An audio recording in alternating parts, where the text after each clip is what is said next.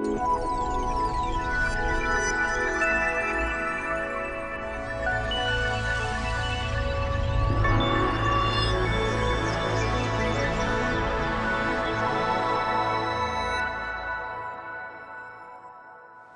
should place a parental advisory sticker on the front of this talk because it will contain unsettling and disturbing imagery, a certain amount of flashing lights, and extremely strong language. So if you feel you will be either embarrassed or offended by that, and you don't want to be, which is a significant point, I recommend you ask for your money back. But as you didn't pay to get in here, you've got about as much chance as the taxpayers of this country getting their monies back from the banks. I wanted to, for about 20 to 25 minutes, talk about how cartoons work and why they work and why we actually have satire, and also to show you some of the ways in which I've engaged with visual satire to pursue an end which I think is actually instilled in us as human beings. I've recently been reading an absolutely fascinating book by an anthropologist called Christopher Boehm called Hierarchy of the Forest, which argues compellingly that all the large primates are naturally hierarchical. Baboons, chimpanzees, gorillas, and so forth. However, we are not. We, as a species of hominids, our branch of the hominids, has been on this planet for about 200,000 years. And using evidence from currently existing so-called primitive peoples, hunter-gatherers and tribesmen, Boehm argues that we are counter-hierarchical, that actually we are, in our natures, egalitarian. And until between 10 and 5,000 years ago, that's the way we were. And we had mechanisms and strategies to prevent leaders emerging, to prevent elites developing who would use their powers of coercion and terrorization to have authority over us and to have power over us and to keep us in our places. So for between 95 and 98% of our time on this planet, we have been egalitarian. And for a comparatively short space of time, the last 10 to 5,000 years, since the domestication of plants and animals, we have shifted away from that and instead created these hierarchies, these elites, these tyrannies of popes and priests and prelates and potentates and prime ministers and presidents who have reduced us back to the condition of baboons. Now, one of the most interesting things that Boehm says is that if you look at so-called primitive peoples throughout the world, one of their major strategies for preventing upstarts from actually trying to seek an elite position in a hierarchy, to try and exert their authority and coerce people into obeying their will, one of the best ways of stopping them doing that is ridicule, is mockery. And even in the miserable times we've lived in for the last 10 to 5,000 years, the ripples from that basic human instinct continue to spread out. We like to take the piss out of people who think they're better than us. We do it instinctively. Satire exists everywhere, and depending upon the nature of the elite who is seeking to govern us, it thrives or it doesn't thrive, depending on how far they tolerate it. And the less they tolerate it, the more, in a way, it thrives because it goes underground, and it becomes part of the folk culture. Now, it's possible that I have a pathological instinct myself to go along with that I dislike power. I dislike power intensely. I think one of the greatest things about the English is the way we hate success, which is always said to be one of the worst things about us. But why should we worship at the altar of these D-list celebrities whose only abilities, it seems to be, is to fall out of a nightclub at 3 o'clock in the morning and have their photograph taken? I mean, why? What's the point? But, as I said, almost for the whole history of humanity, human beings, just like us, lived and loved and laughed just like us, used strategies for keeping the powerful and the elite in their place. And mockery, as I said, was one of the most important of these. But also it links in with something else which describes what we are as a species. It's our capacity for laughter. Something else about human beings is that we probably have, to a greater extent than any other species, a capacity to understand the nature of our own mortality, that we are destined to die. And we understand this from a very early age. And so we've developed mechanisms to deal with that as well. Otherwise, we'd spend our entire lives screaming an existentialist terror at the prospect of our own personal extinction. So we have booze, we have fags, we have religion, we have Benylin cough expectorant with vodka chasers, and we have laughter. We have laughter because, quite simply, it makes us feel better. It releases all those wonderful endorphins, those naturally occurring hormones that make us feel better. So we seek out laughter. That's why people advertise in the Lonely Hearts column for somebody with a good sense of humor rather than a miserable sod to spend the rest of their lives with. And that seeking out of humor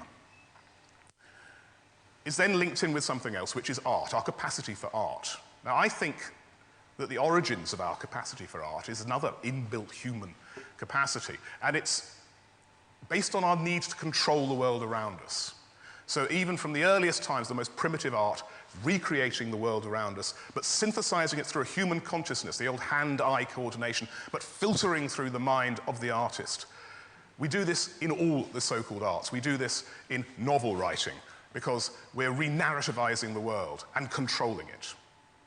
So if you take those three factors together, we then get to a few examples. And here is Alistair Campbell, who I'm sure you all recognized, formerly the Tony Blair's Director of Communications, and now, it seems, one of the greatest diarists this country has produced since Pepys. Now, I had a wonderful gig for a few years in the Gay Hussar restaurant in London's fashionable Soho, which, if you don't know it, has been the haunt and favoured watering hole of the political and journalistic elite in this country since the 1950s. It's said during the 1960s, the whole of Harold Wilson's cabinet would go there for lunch, and Victor Sassy, the then manager, would have great problems where to sit them so they wouldn't overhear each other conspiring against each other. Anyway, late 1999, I suggested to the now manager, John Robel, that I should draw his celebrity patrons in return for a free meal a pop. And I rather like the idea of that. I rather like the sort of bohemian feel of it. I'd be sitting there wheezing consumptively, drinking absinthe, scribbling away in the corner, while the good and the great would parade past me. And I wanted also to get close up to the people I draw, and then present them with what I'd drawn as a kind of visual mugging to see how they'd respond to it. And this duly happened. If you go there now, you'll see 60 of these drawings up on the wall. And I had David Blunkett, although I didn't realize he was having lunch with his heavily pregnant American inamorata at the time, so I missed a scoop there. I had Michael Foot, I had Will Self, I had Glenda Jackson, I had Robin Cook, I had Michael Howard and Michael Portillo, though surprisingly enough, the pen didn't leap out of my hand and drive it through my eyeball when I was drawing them. And I finally got Alistair Campbell.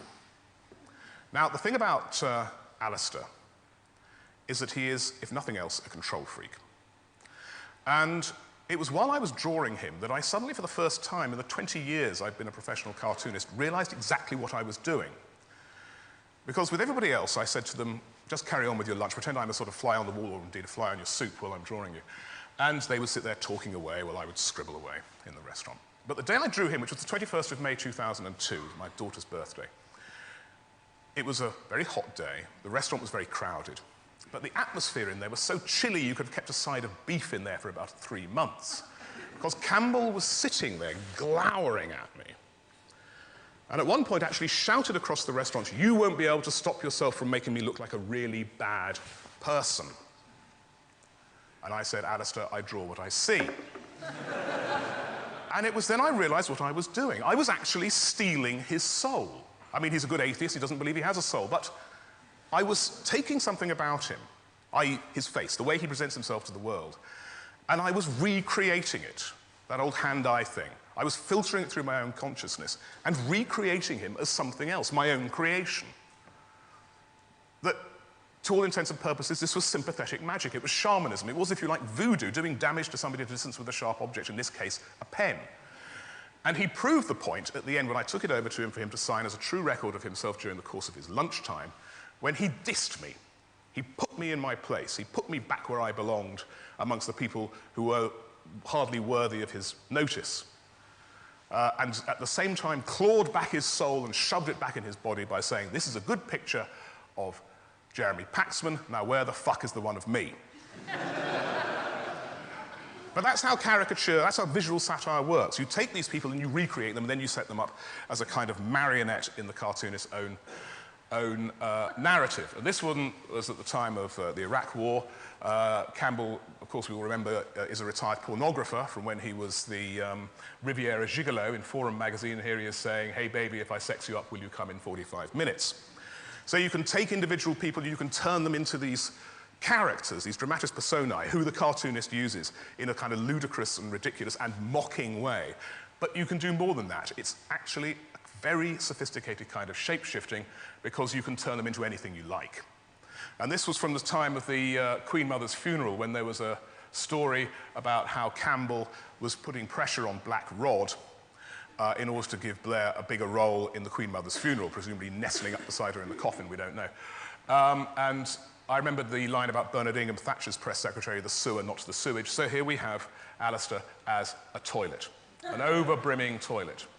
But the shape-shifting satire goes further. My friend Peter Oborne, the then political editor of The Spectator, is there as a turd, and Charles Clarke, then chairman of the Labour Party, is there as a tampon. And part of the shamanism is the ability to turn people into animals, shape-shifting again. And this is, I think, deep, dark magic that really works. So here we're going to run through some Tony Blair dogs. This is Tony at the time of the '97 election. I'm rather fond of this one because it's got everything you could possibly want. It's got animals. There's a cute Andrex puppy. It's got Thatcher in an outside Kazi there, where the rolls of toilet paper are coming from. So it's got toilet humour, and it's got a nice joke about the manifesto being soft, strong, and surprisingly long. But Tony stopped being fluffy. Then he became his master's voice. Here he is as a poodle trying to scratch out Saddam Hussein and eviscerating himself at the same time. Here he is as a poodle catching a George Galloway bone. Here he is as a Middle East peace envoy, licking the dove of peace to death.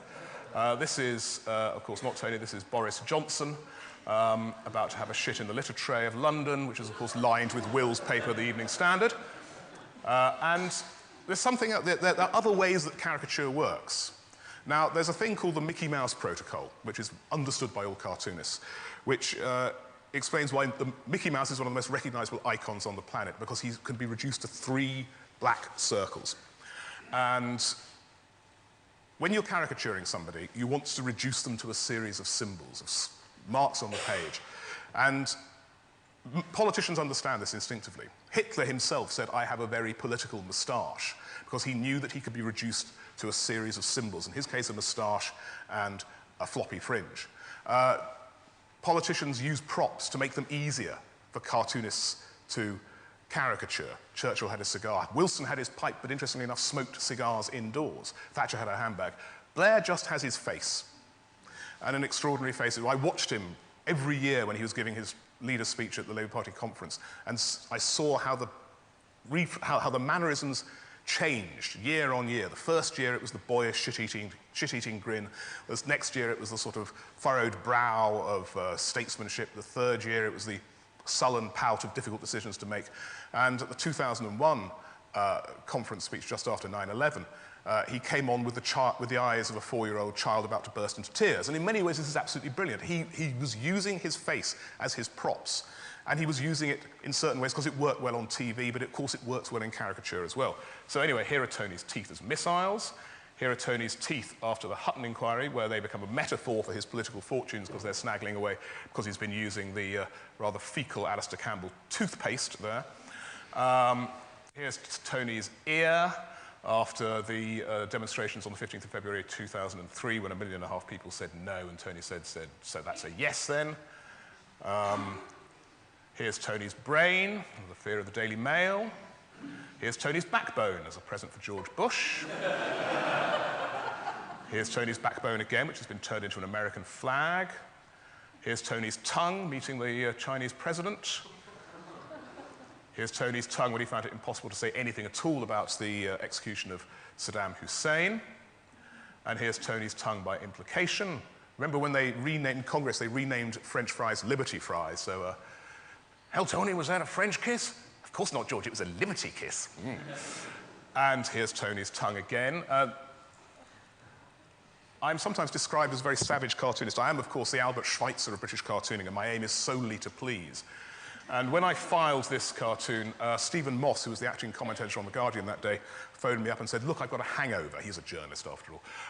I've got a terrible hangover, and this is making me feel physically sick. Could you possibly do something about it? So, always eager to please, I shortened the tongue, and we should be able to have some animation here.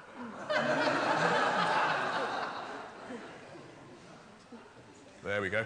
And here's Tony's and George's arses. This was on the first anniversary of the atrocities wrought on New York on the 11th September 2001, which I originally wanted to do a cartoon for The Guardian because it's when Bush went to the United Nations, of Bush flying in Air Force One towards the United Nations building. Luckily, wiser counsel prevailed, and so I did this instead. But this received many complaints. This cartoon received many complaints. Not least of all from Alan Rusbridger, the editor of The Guardian, who in the editorial conference next day apparently said, couldn't you have put some underpants on them? And people were upset not about the fact that these people were engaged, to all intents and purposes, in a conspiracy that was going to result in the hideous deaths of hundreds of thousands of innocent people, but because I'd shown them with rather spotty bottoms, which shows in a way how easy satire can be. The purpose of satire, somebody once said very pompously, is to puncture pomposity. In fact, the purpose of satire is to tear aside the fine raiments and the ceremonial clothing of the elite to show that they are sweating, stinking, shitting, pissing people just like us. It is an egalitarian purpose in satire. Anyway, this was Tony as Nebuchadnezzar by Blake. And that's something else that cartoonists do. We take recognized works of art and pinch from them because it's a sort of short circuit. People look at cartoons for 13 seconds and they can either move on and think nothing of them, or they can actually take in an enormous amount of information then, and it might stick in their heads forever. And one of the ways we do that is short-circuiting the perceptive modes by getting them to recognize something as a quotation from something else. And this is a famous dirty postcard by Donald McGill, and this is a version of that, about Northern Rock. And this is Ecce Homo by René Magritte, and this is about the European Constitution with a nice gourd and rotten apple in front of Miliband's face. This is Botticelli's Venus, and this isn't. But I've shown this picture of Anne Widdecombe because I know Anne quite well, and I like her a great deal. She is a very nice woman, and she's also a very clever woman, and she knows exactly what the score is. I interviewed her recently for The Spectator whilst drawing her, trying to actually cut through this carapace which she's developed around herself to say, you must be upset by these pictures. You know, I do them because they are assassination without the blood. They're part of the political establishment in this country. For 300 years we've had this kind of satire tolerated, extremely vicious, rude personal attacks on people. So in a way it's ritualized, but it's also meant to do damage. It is voodoo. And she said, no, they're just jolly good fun. They're all just good fun. And I said, no, Anne, you know, it's assassination without the blood. We're trying to destroy you. Oh, no, you're not. No, you're a terribly nice chap. I love them. And this is what politicians do. It's part of the symbiotic relationship cartoonists and politicians have. But it's mind over matter. We pretend we matter. They pretend they don't mind. And what they do also is buy the originals. And this is where we get back to the voodoo thing. They buy the originals and they invariably hang them in their toilets. Now, you don't have to be much of a Freudian to work out what's going on there. They are, in fact, you know, flushing away the bad magic, dissolving, diffusing the shit with the other shit. Anyway, here's Tony as a bus. Here's Gordon as a clapped-out car. Hang on. That's Gordon on his first birthday as Prime Minister.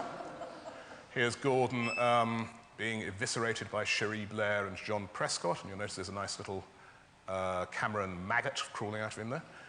Here's Gordon as a burning down pier in Weston-super-Mare. Gordon as a Damien Hirst installation. Gordon as Heathcliff. Cathy, fuck off, Heathcliff, you know. Gordon as Odysseus, being told not to head for the rocks, but not listening. And again, we got to this sort of zoomorphic shape-shifting. So there's Cameron as a shark, Nick Clegg as a goldfish, Straw and Miliband as rats wondering about whether to jump off the ship. And up here, one of the very few drawings I've ever done of John Hutton as a woodworm.